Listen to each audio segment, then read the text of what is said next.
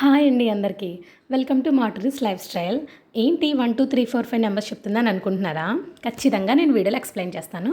Last వరకు skip చేయకుండా చూసేయండి. మరి ముందుగా ఒక కుక్కర్ తీసుకుని దాంట్లో గ్లాసున్నర కందిపప్పు తీసుకోవాలండి. దాన్ని 2 సార్లు బాగా వాష్ చేసుకుని 2 మీడియం సైజ్ ఉల్లిపాయలు చిరుకల కింద కట్ చేసుకొని ఆ పప్పులో వేసుకోవాలండి.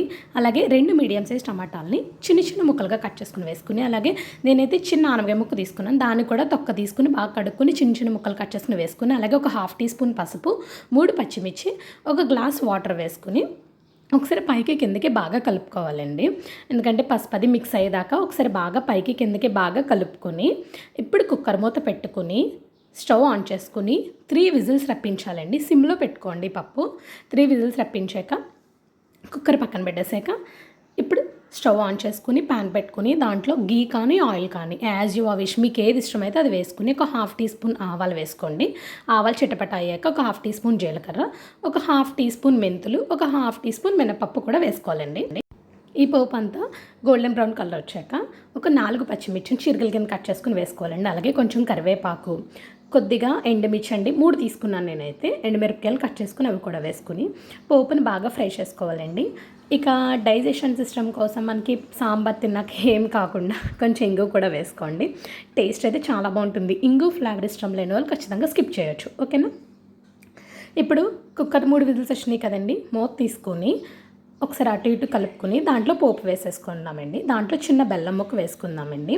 అలాగే కొద్దిగా చింతపండుని పులుసు తీసుకున్నాం కదండి, ఆ చింతపండు పులుసు కూడా వేసుకుని ఒకసారి బాగా కలుపుకొని దాంట్లోనే కొద్దిగా ఉప్పు వేసుకుని కొంచెం వాటర్ కూడా వేసుకుందామండి. మరి పుల్లగా ఉంటుంది కాబట్టి మీరు కన్సిస్టెన్సీ చూసుకొని కొంచెం వాటర్ వేసుకుని అలాగే కొంచెం కొత్తిమీర కూడా వేసుకుని బాగా కలుపుకోవాలండి. బాగా కలుపుకున్నాక ఇప్పుడు స్టవ్ ఆన్ చేయండి. స్టవ్ ఆన్ చేసి బాగా మరగబెట్టుకోవాలన్నమాట అండి.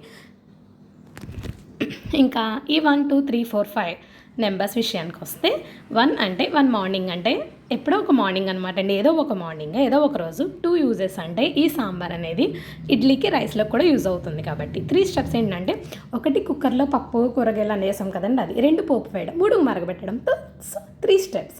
4 ఇంగ్రీడియంట్స్ అంటే ఏంటంటే కందిపప్పు, ఉల్లిపాయలు, టమాటాలు, ఆనపకాయ ముక్క, అంతే 5 మినిట్స్ అండి. ప్రాసెస్ అంతా 5 మినిట్స్లో ఫినిష్.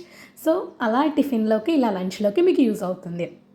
సాంబార్ రెసిపీ అందరికీ తెలిసిందే, కానీ ఏంటంటే అన్ని కూరగాయలు కాకుండా నేను ఒక కూరగాయతోటే చేశాను. సో మీరు కూడా ట్రై చేయండి. ఇప్పుడు ఒకసారి సాల్ట్ చెక్ చేసుకుని, ఈ సాంబారే కాదండి, సాంబార్, చారు, పప్పు చారు, పులుసు ఏదైనా సరే ఎంత ఎక్కువ మరిగితే అంత టేస్ట్ ఉంటుందండి.